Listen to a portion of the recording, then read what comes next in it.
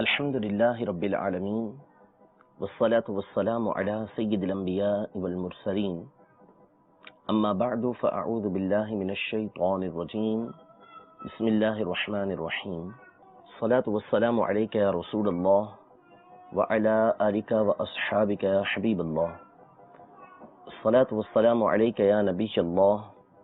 وعلى آلك وأصحابك يا نور الله۔ مدنی چینل کے ناظرین، الحمدللہ عز وجل مدنی چینل کے سلسلے فیضان فتاوی رضویہ میں ہم حاضر ہیں، اور پچھلے سلسلوں میں ہم نے فتاوی رضویہ کے کچھ فتاوی سنے اور ان کی تسہیل سنی، ان کو آسان کرنے کی کوشش کی گئی، ان کی تفصیل کو بیان کرنے کی کوشش کی۔ آج بھی انشاءاللہ عز وجل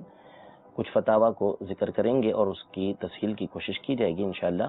توجہ کے ساتھ سماعت فرمائیے، انشاءاللہ علم کی کئی باتیں حاصل ہوں گی۔ اعلیٰ حضرت امام اہل سنت رضی اللہ تعالی عنہ سے فتاوی رضویہ کی 21ویں جلد میں صفحہ نمبر 155 پر ایک سوال کیا گیا کہ کاہنوں اور جوتشیوں سے ہاتھ دکھا کر تقدیر کا بھلا یا برا دریافت کرنا کیسا ہے؟ یعنی یہ جو لوگوں کے ہاتھ دیکھ کر پامسٹ ہوتے ہیں مختلف قسم کے، اور لکیریں دیکھ کر یہ مختلف قسم کی باتیں بتاتے ہیں، ایسا کرنا کیسا ہے؟ تو چونکہ یہ برائی ہمارے معاشرے کے اندر بڑی عام ہے، تو آئیے اس حوالے سے سنتے ہیں اعلیٰ حضرت امام اہل سنت نے کیا ارشاد فرمایا ہے احادیث طیبہ کی روشنی میں۔ اعلیٰ حضرت نے یہاں پر اس سوال کی 4 صورتیں بیان کی ہیں، یعنی اس کے 4 طرح جواب ارشاد فرمائے ہیں کہ یہ جو جوتشیوں سے کاہنوں سے ہاتھ دکھائے جاتے ہیں اس کے کیا کیا حکم بنیں گے۔ سب سے پہلے فرماتے ہیں کہ کاہنوں اور جوتشیوں سے ہاتھ دکھا کر تقدیر کا بھلا برا دریافت کرنا اگر بطور اعتقاد ہو، یعنی جو یہ بتائیں حق ہے تو کفر خالص ہے۔ یعنی کاہنوں کے پاس گئے، جوتشیوں کے پاس گئے، ہاتھ دیکھ کر جو قسمت کا حال بتاتے ہیں ان کے پاس گئے اور ہاتھ دکھا کر تقدیر کا بھلا برا دریافت کیا کہ بتائیے کہ ہمارا مستقبل کیسا ہے، اس میں ہمارے لیے کیا کیا معاملہ پیش آئیں گے، کیا کیا ہماری زندگی کے اندر ہوگا،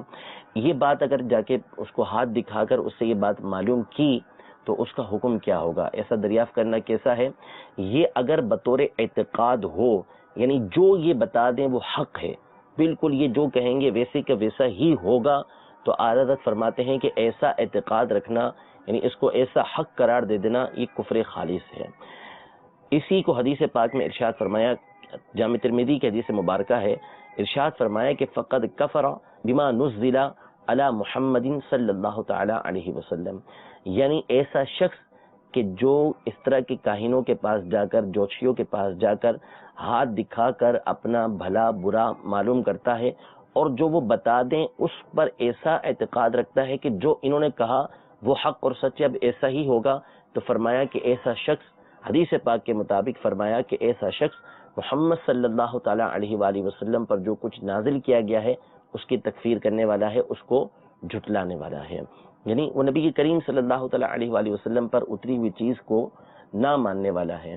تو ایسے افراد بہت سے ہیں کہ جو جوتشیوں کے پاس جاتے ہیں اور اپنی تقدیر کا حال معلوم کرتے ہیں، اور جیسا وہ کہتے ہیں پھر اس کے مطابق ان کا ایسا اعتقاد بن جاتا ہے، ایسا ذہن رکھتے ہیں کہ جیسا انہوں نے کہہ دیا ویسا ہی ہوگا۔ اگر واقعی یہ کنڈیشن ہے کسی کے ساتھ، اللہ نہ کرے ایسی صورتحال ہو، تو پھر اس صورت میں یہ ارشاد فرمائے کہ یہ تو کفر خالص ہو جائے گا، جس سے توبہ کرنا بندے کے اوپر لازم ہوگا۔ دوسری صورت یہ ارشاد فرمائی کہ اگر بطور اعتقاد و تیقن نہ ہو، یعنی گئے معلوم کیا لیکن ایسا اعتقاد نہیں ہے کہ جو اس نے کہہ دیا ویسا ہی ہوگا، یہ حق ہے، ایسا اعتقاد، ایسا عقیدہ، ایسا نظریہ اس نے نہیں رکھا، مگر میل اور رغبت کے ساتھ ہو تو گناہ کبیرہ ہے۔ یعنی گیا اور اعتقاد یہ رکھا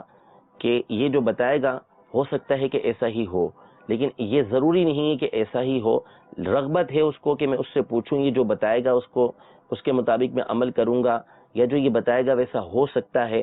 ایسا اعتقاد رکھ کر اگر وہ جاتا ہے تو اگرچہ یہ کفر نہیں ہے مگر گناہ کبیرہ ہے۔ کہ نبی کریم صلی اللہ تعالی علیہ وآلہ وسلم نے ارشاد فرمایا، جامع ترمذی کی حدیث پاک ہے کہ لم یقبل اللہ لہ صلاۃ 40 صباحا، اللہ تبارک و تعالی ایسے شخص کی 40 دن کی نماز کو قبول نہیں فرمائے گا کہ جو اس طریقے سے کسی جوتشی کے پاس جائے، کسی کاہن کے پاس جائے اور اپنا ہاتھ دکھائے، اور وہ جو دکھائے اس پہ اگرچہ کہ وہ اعتقاد نہ رکھے کہ ایسے کا ویسا ہی ہوگا، لیکن اس میں میل رکھے، اس میں رغبت رکھے، خوشی کے ساتھ اس کے پاس جا رہا ہے اور یہ سمجھتا ہے کہ ایسا ہو بھی سکتا ہے، تو تو اس کے بارے میں فرمایا کہ ایسے شخص کی نمازیں جو ہیں وہ 40 دن تک قبول نہیں ہوں گی۔ تیسری صورت اعلیٰ حضرت امام اہل سنت نے یہ ارشاد فرمائی کہ اگر یہ معاملہ ہزل و استہزاء کے طور پر ہو، یعنی وہ جا رہا ہے صرف مذاق مسخری کے طور پر، اس کا نہ اعتقاد ہے، نہ اس میں میل و رغبت ہے، اس کی طرف توجہ ہے اس کی، نہ اس کے بارے میں کوئی اعتقاد ہے اس کا، بس گزر رہا تھا، گزرتے ہوئے کوئی پامسٹ نظر آیا، کوئی کاہن نظر آیا، کوئی جوتشی نظر آیا اور اس کو ہاتھ دکھا دیا اور مذاق مسخری کے لیے اس کو دکھایا، تو اس کے بارے میں فرمایا کہ یہ مکروہ یعنی ناپسندیدہ اور حماقت ہے۔ یعنی بعض لوگوں کا یہ بھی طریقہ کار ہوتا ہے کہ مذاق مسخری کے طور پر اس طرح کے معاملات کرتے ہیں، جا کے اس طرح کے سوالات ان سے کرتے ہیں، تو اعلیٰ فرماتے ہیں کہ یہ مکروہ اور حماقت ہے، وقت کا ضیاع کرنا ہے، ایسے لوگوں پر اس کام کے لیے بھی نہیں جانا چاہیے۔ چوتھی صورت ہے کہ اگر بقصد تعجیز ہو، یعنی وہ نجومی کے پاس، پامسٹ کے پاس، کاہن کے پاس، جوشی کے پاس اس لیے جا رہا ہے کہ اس کو عاجز کر دے کہ تم جو کہہ رہے ہو وہ غلط کہہ رہے ہو، تمہارا کہنا درست نہیں ہے، تمہاری یہ باتیں اس کے اندر غلط ہیں اور شریعت مطہرہ کے تم خلاف کر رہے ہو، اس طرح کی باتوں کے ذریعے اپنے دلائل جو ہیں اس کے ذریعے سے اس کو عاجز کرنے کے لیے کوئی جاتا ہے تو فرمایا اس میں حرج نہیں ہے، ایسا شخص جا سکتا ہے، لیکن چونکہ یہ وہی کر سکے گا کہ جو نظریے کے اعتبار سے، اعتقاد کے اعتبار سے انتہائی پختہ ہو، علمی اعتبار سے انتہائی مضبوط ہو، اس کو دلائل معلوم ہو، اس کے پاس اس قدر علم ہو کہ اس کے اعتراضات کے وہ جوابات دے سکے گا، تو ہی وہ شخص اس طرح جا کے نجومی کو عاجز کر سکے گا، ورنہ ہر کوئی عاجز نہیں کر سکے گا، لہذا ہر کسی کو اس طرح اس کے پاس جانے کی اجازت یہ نہیں ہوگی۔ تو اس فتوی کی روشنی میں ہمیں معلوم ہوا کہ اس طرح کے افراد جو اس طرح کے کام کرتے ہیں اور جو لوگ ان کے پاس جاتے ہیں وہ درست کرنے والے نہیں ہوتے۔ اب چونکہ عام طور پہ ہمارے معاشرے کے اندر یہ بہت زیادہ رواج بھی ہے، لوگ جو ہے اس طرح کے کام کرتے ہیں اور عمومی طور پر ایسے کام اہل سنت کے کھاتے کے اندر ڈال دیے جاتے ہیں۔ ہمارے امام کا فتویٰ آپ نے سنا کہ امام اہل سنت اعلیٰ حضرت نے ایسے افراد کے بارے میں کیا ارشاد فرمایا کہ بعض صورتیں تو اس کی کفر تک جا پہنچتی ہیں کہ اگر کوئی اس کے بارے میں اعتقاد رکھ لے کہ جیسا وہ کہہ رہا ہے ویسا ہی ہوگا تو یہ تو کفر تک بات پہنچا دے گی، اور اگر ایسا نہ بھی اعتقاد رکھے لیکن خوشی خوشی اس کے پاس جاتا ہے، اس کے جانے کے اندر اس کو رغبت ہوتی ہے، تو ایسے کے بارے میں فرمائے کہ گناہ کبیرہ کرنے والا ہے اور اللہ اس کی 40 دن کی نمازوں کو قبول نہیں فرماتا۔ اور اگر یہ بھی مقصود نہ ہو تو عادت فرماتے ہیں کہ اس صورت میں بھی ویسے ہی جا رہا ہے، مذاق مسخری کے لیے جا رہا ہے، تو بھی فرمایا کہ یہ مکروہ اور ناپسندیدہ کام ہے، حماقت ہے، ایسے نہیں جانا چاہیے۔ اور چوتھی صورت میں جہاں اجازت بھی دی تو ظاہر سی بات ہے کہ اجازت اسی صورت میں ہوگی جبکہ بندے کے پاس ایسی قدرت موجود ہو کہ وہ اس کو عاجز کر بھی سکے۔ تو لوگوں کو چاہیے کہ جو اس طرح کی باتیں کرتے ہیں وہ پہلے جو ہمارے امام نے فرمایا ہے، ہمارے علماء نے ارشاد فرمایا ہے، اس کا مطالعہ کر لیں کہ اعلیٰ حضرت امام اہل سنت اس حوالے سے کیا ارشاد فرماتے ہیں۔ تو اس طرح کے جو عاملین ہوتے ہیں، اس طرح کے جو کام کرنے والے ہوتے ہیں، جو غلطی کر رہے ہیں، اس کا اہل سنت سے کوئی تعلق نہیں ہوتا کہ اہل سنت کے علماء نے کوئی اس کی تائید کی ہو یا ان کو اس طرح کی ترغیب دی ہو یا ان کو ایسے کام کرنے کی طرف مائل کیا ہو۔ ہمارے علماء اہل سنت ایسی چیزوں کا رد کرتے ہیں، علماء اہل سنت ایسی باتوں کو تسلیم نہیں کرتے۔ ایک اور سوال فتاوی رضویہ کی 26ویں جلد کا انشاءاللہ ہم سنیں گے، بڑا دلچسپ سوال ہے اس حوالے سے۔ اعلیٰ حضرت امام اہل سنت سے فتاوی رضویہ کی 26ویں جلد میں صفحہ نمبر 401 پر سوال کیا گیا کہ حضرت خواجہ خضر علیہ السلام اور حضرت الیاس علیہ السلام کا آپس میں کیا رشتہ ہے، اور ان دونوں کو اللہ تعالیٰ نے کس کس کام پر مختار کیا ہے اور کیا کیا مرتبہ دیا ہے۔ یعنی حضرت الیاس علیہ السلام اور حضرت خضر علیہ السلام کا آپس میں رشتہ پوچھا اور ان کے کام کیا ہیں، اس حوالے سے اعلیٰ حضرت سے سوال کیا گیا۔ تو اعلیٰ حضرت امام اہل سنت نے سب سے پہلے تو یہ ارشاد فرمایا کہ سیدنا الیاس علیہ السلام نبی مرسل ہیں، یعنی ایک نبی ہوتے ہیں اور ایک ساتھ رسول بھی ہوتے ہیں۔ ہر رسول جو ہے وہ نبی ہوتا ہے لیکن ہر نبی رسول نہیں ہوتا، یعنی تمام انبیاء کرام علیہ السلام لوگوں کی ہدایت کے لیے آتے ہیں، ان میں سے بعض وہ ہوتے ہیں کہ جو ایک نئی شریعت کو لے کر آتے ہیں تو ان کو رسول بولتے ہیں۔ تو ان میں سے 313 یعنی انبیاء کرام علیہ السلام میں سے 313 رسول گزرے ہیں کہ جو ایک نئی شریعت لے کر آئے ہیں۔ تو حضرت سیدنا الیاس علیہ نبینا علیہ السلام یہ نبی بھی ہیں اور رسول بھی ہیں۔ تو اعلیٰ حضرت امام اہل سنت فرماتے ہیں کہ سیدنا الیاس علیہ السلام نبی مرسل ہیں۔ اللہ تبارک و تعالیٰ ان کے بارے میں ارشاد فرماتا ہے ان الیاس لمن المرسلین، یعنی بے شک الیاس علیہ السلام مرسلین میں سے ہیں، یعنی رسولوں میں سے ہیں۔ اور سیدنا خضر علیہ السلام کے بارے میں اعلیٰ حضرت فرماتے ہیں کہ جمہور کے نزدیک یہ بھی نبی ہیں اور ان کو خاص طور سے علم غیب عطا ہوا. یعنی حضرت خضر علیہ السلام کے بارے میں علماء کے 3 طرح کے قول ہیں. ایک قول جس کو انتہائی ضعیف قرار دیا گیا کہ بعض نے کہا کہ یہ فرشتے ہیں، لیکن یہ ضعیف ہے، یہ بالکل درست نہیں ہے. ایک قول علماء کا یہ ہے کہ یہ ولی تھے، یعنی نبی نہیں تھے، ولی تھے. اور جمہور علماء کا جو قول ہے وہ یہ ہے کہ حضرت سیدنا خضر علیہ السلام یہ نبی تھے اور خاص طور پر اللہ تبارک و تعالیٰ نے ان کو علم غیب عطا فرمایا تھا. قرآن مجید فرقان حمید میں سورہ کہف کے اندر ان کا تفصیلی واقعہ ہے. وہیں ارشاد فرمایا کہ وَعَلَّمْنَاهُ مِن لَدُنَّا عِلْمًا،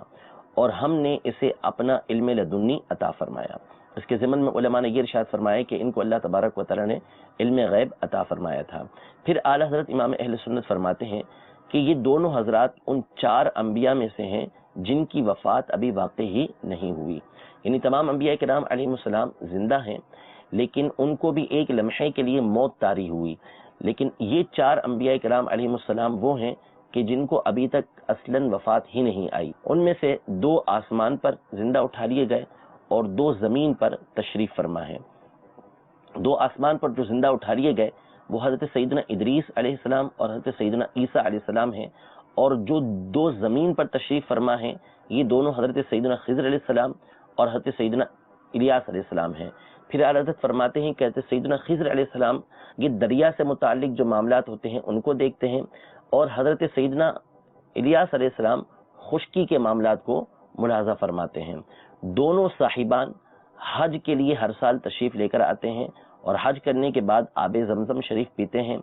اور وہی سال بھر تک ان کے کھانے پینے کو کفایت کرتا ہے. یعنی زمزم پی لیتے ہیں، پھر اس کے بعد ان کو سال بھر کھانے پینے کی حاجت نہیں رہتی. اب یہ ایک سوال کیا گیا تھا اعلیٰ حضرت سے کہ ان دونوں کا آپس میں رشتہ کیا ہے، تو اعلیٰ حضرت امام اہل سنت ارشاد فرماتے ہیں کہ دونوں صاحب یعنی حضرت خضر علیہ السلام اور حضرت الیاس علیہ السلام اور تمام انبیاء کرام علیہم السلام آپس میں بھائی ہیں. رسول اللہ صلی اللہ تعالیٰ علیہ وآلہ وسلم ارشاد فرماتے ہیں الانبیاء بنو علاتین، یعنی سارے نبی آپس میں بھائی ہیں. یعنی ایک رشتہ تمام انبیاء کرام علیہ السلام کا آپس میں بھائی ہونے کا ہے. باقی اس کے علاوہ کوئی خاص رشتہ ہو، جیسے بعض انبیاء کرام علیہ السلام آپس میں سگے بھائی بھی تھے،